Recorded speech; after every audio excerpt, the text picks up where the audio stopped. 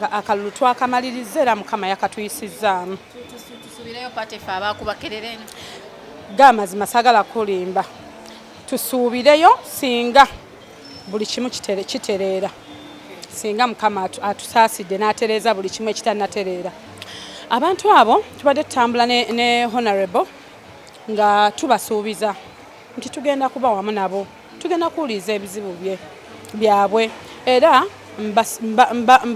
mbasuubiza nga bwe tubadde tubasuubiza era nga bwe tubadde tutambula ne Mwami Lutaaya era nga bwe twayiseemu kati ate tugenda kweyongera nnyo okukola, tugenda kukolera ddala kubanga nze already nali nina project yange ey'abaana ba orphans ye nali ntandiseewo mu mpolampola naye kati engeri gye tuli nti Mwami yayingidde mu Parliament ngenda kigezaamu era abantu beekakuuto basuubire ekirungi tetugenda ba disappointinga.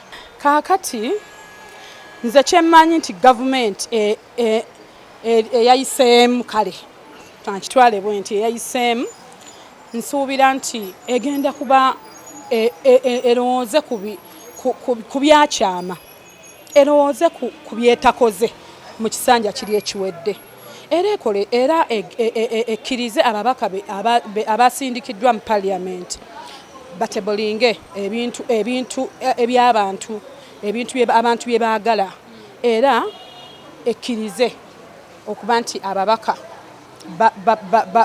bateesa ate bikolebwe biteekebwe mu nkola.